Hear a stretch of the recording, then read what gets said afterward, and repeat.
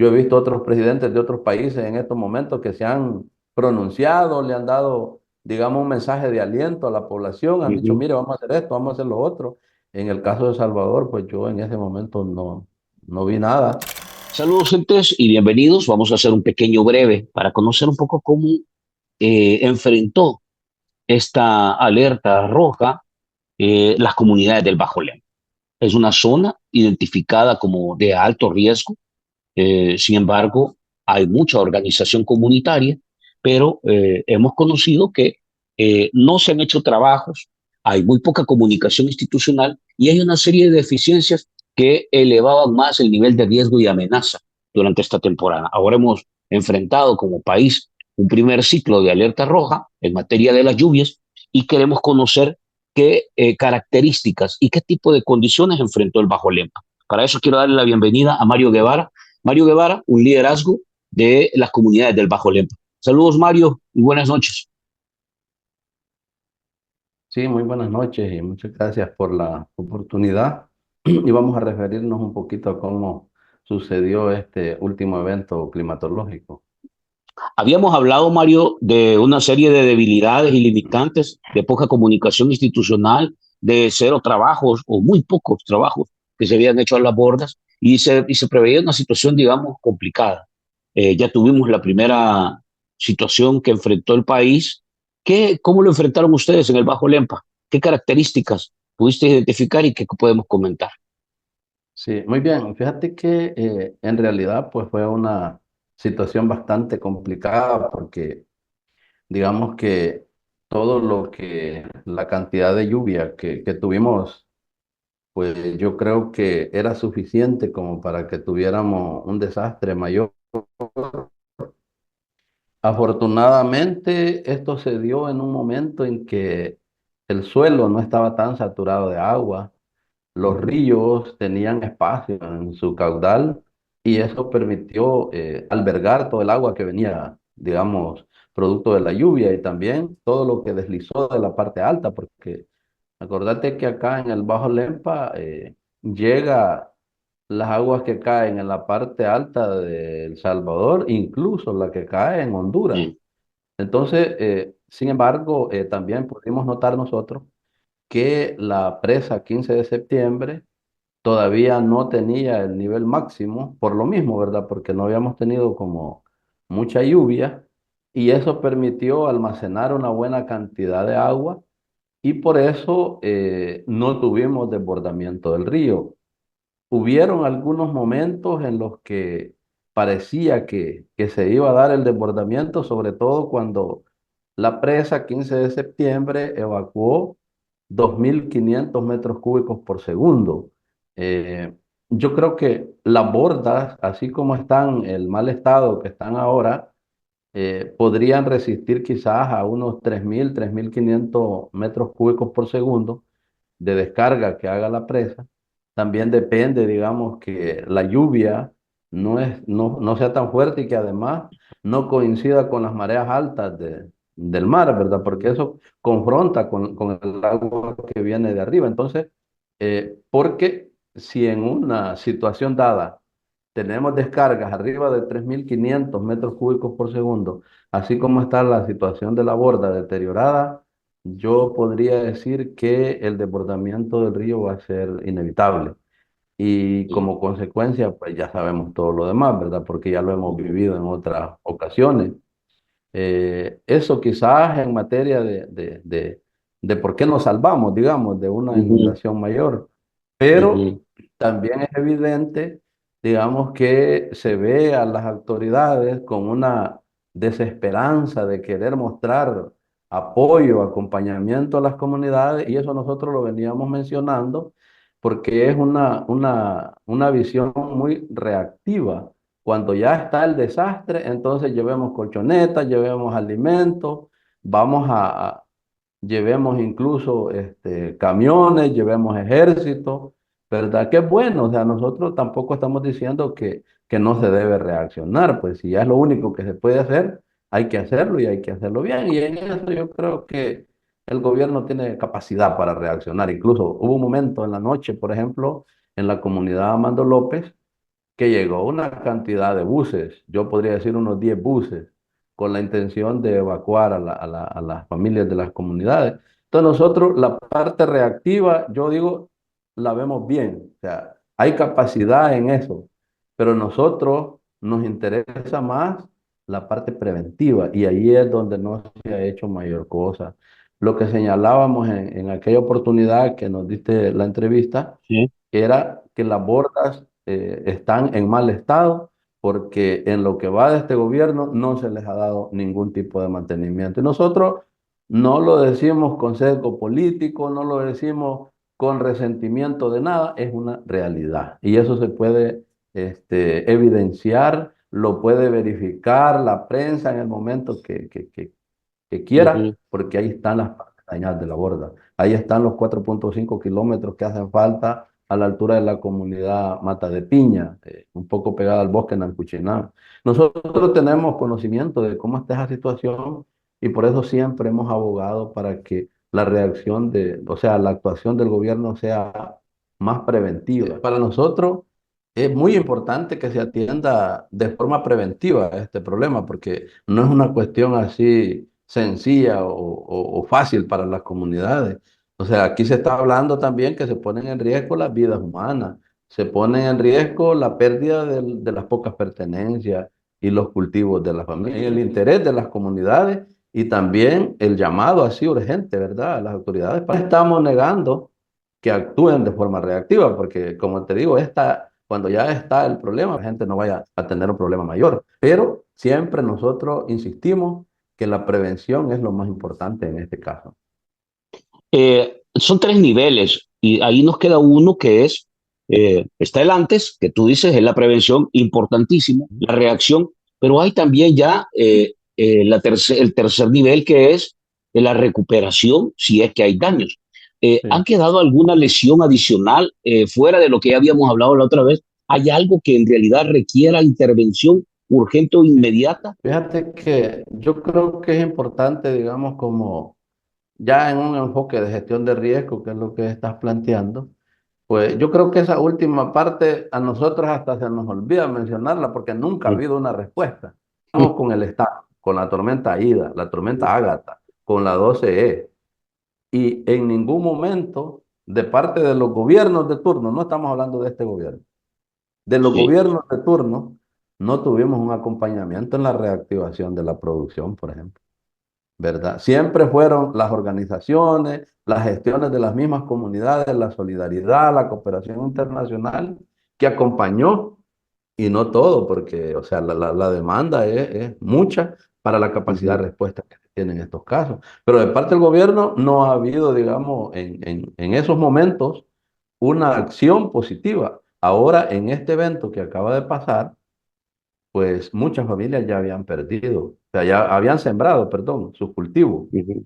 Y ya incluso maicito nacido que permaneció bajo el agua una semana y eso ya no se vuelve a recuperar. Sí, Aquí nosotros tenemos, digamos, ahorita un pequeño conversatorio con diferentes líderes comunitarios, con dirigentes de organizaciones locales y estamos tratando de hacer por lo menos un bosquejo. Hay algo que se llama el EDAN, que es la evaluación de daños y necesidades en estos casos. correcto. Pues nosotros estamos aproximándonos un poquito a eso para comprender hasta qué nivel son las pérdidas que han tenido las comunidades. Quizá no es como en otros momentos porque el río no se desbordó y de eso somos Ujú, claros, pero toda la cantidad de lluvia, fíjate que hay algunos datos, por ejemplo, ¿verdad? Que en este evento, en 8 días, cayeron 845,4 milímetros ujú, de lluvia. En el 98 fueron 875,7 milímetros en 10 días. Es decir, ujú, que en 8 días estuvimos casi al nivel de lo que fue el Mitch en el 98. O sea, una ujú, cantidad de lluvia impresionante y por eso es que el análisis de nosotros es que no nos inundamos con desbordamiento del río porque todavía el suelo tuvo capacidad de absorber mucha del agua que cayó, ¿verdad? No porque las bordas lo hayan evitado. Hemos dicho ujú. que las bordas tienen una situación deteriorada, pues, Y yo creo que Ujú. eso es urgente. Daños que pudiéramos identificar, ¿tienen ustedes a esta altura algún estimado que pudiéramos este, enumerarlo? Fíjate que estamos trabajando en eso. Hasta ahorita no sé, nosotros tenemos contabilizadas como 128 manzanas de maíz. Podría incrementarse Ujú. ese número porque todavía hay comunidades que no han No enviado han su reportado. información. Ujú. Correcto. Pero otro aspecto que hay que mencionarlo también es que la mayoría de las familias no habían sembrado todavía sus Sí. cultivos. De hecho, fíjate que nosotros estamos ¿Qué ejecutando, porcentaje, qué yo, porcentaje calculas que es el que había sembrado? yo diría algún 15 o 20% de las Ah, familias que habían importante. sembrado. Ajá, porque Porque nosotros incluso estamos ahora ejecutando algunos proyectos productivos, ¿verdad? Con agricultores y agricultoras, y algunos de ellos ya habían sembrado, algo otros todavía no. Entonces, porque digamos que aquí siempre se da en junio, en julio, una canícula, ¿va? Y a veces ujú, afecta. Entonces, hay productores que mejor esperan que pase eso para después entrarle con todo, como decimos. Yo sí, digo que si hubieran sembrado todo como en otros momentos, o sea, la situación hubiera la pérdida sido de exploración. más crítica. Por ejemplo, en la parte de Morazán, en la parte del norte, digamos, ahí hay gente que ya había sembrado, la mayoría habían tenido ya su cultivo. Desconozco, digamos, el efecto que hayan tenido porque también en las zonas han sido muy fuertes las lluvias, ¿verdad? Sí, Y por eso creo que a nivel nacional este evento también ha generado pérdidas, ¿verdad? Nosotros sí. podemos decir algunos datos del Bajo Lempa, pero yo digo que también las pérdidas han sido a nivel nacional. Agricultura, digamos, es un ministerio importante en este momento en que estás entrando en la etapa de la cosecha y sobre todo cuando tenés condiciones como las que estamos enfrentando. ¿Han tenido algún vínculo, alguna relación, algún mecanismo de comunicación, de coordinación que de alguna manera facilite o contribuya para lograr superar esta situación que han enfrentado, Mario? Pues lastimosamente no. Y fíjate que, como siempre lo hemos reiterado, nosotros lo que perseguimos es el beneficio de la comunidad, ¿verdad? Nosotros Ujú, no nos interesa que seamos nosotros los que canalizamos o los únicos ujú, referentes o los que sacamos el protagonismo. Nosotros simplemente hacemos el llamado y decimos, bueno, mire, que los ministerios, que las instituciones del gobierno cumplan sus funciones, ¿verdad? Y que vayan a trabajar con la gente, que apoyen a la gente, sobre todo en estos momentos. Pero yo no tengo conocimiento en este momento, ¿verdad? A través de nosotros no ha habido ningún tipo de comunicación. Ojalá que se esté haciendo de forma directa, porque si no se está haciendo, todavía es una situación más complicada, porque la gente siempre tiene la esperanza de recibir un apoyo de su gobierno, ¿verdad? En momentos difíciles. Pero lo que hemos podido ver, por ejemplo, en esta emergencia, eh, muy poca, muy poca actividad o muy poca, digamos, información relacionada al señor presidente. No sé si en qué momento estuvo activo, ¿verdad? Porque siempre es importante. Yo he visto otros presidentes de otros países en estos momentos que se han pronunciado, le han dado, digamos, un mensaje de aliento a la población, han dicho, ujú. mire, vamos a hacer esto, vamos a hacer lo otro. En el caso de Salvador, pues yo en ese momento no vi nada, ¿verdad? Sin embargo, digo, a lo mejor hay planes que se van a ejecutar, hay acciones que se van a ejecutar y eso es muy importante porque es necesario entender la crisis, sí, es muy importante. Eso te iba a decir. Vimos al presidente de Guatemala, de hecho, haciendo algunas visitas de campo, dando respuesta a algunas inquietudes que tenían productores eh, y maestros. También hay imágenes en las redes sociales, en el caso de Honduras, no solo de la presidenta, sino de varios funcionarios que se movieron. En el caso de El Salvador, el presidente prácticamente eh, no apareció, no tuvimos ninguna señal de él. A ustedes, no solo como la parte productora, sino una zona de riesgo conocida ya y históricamente, ¿cómo se llama?, con complicaciones para este tipo de situaciones, estamos enfrentando. ¿Qué les parece? ¿Qué opinión les merece que el presidente no haya aparecido en nada durante toda la semana?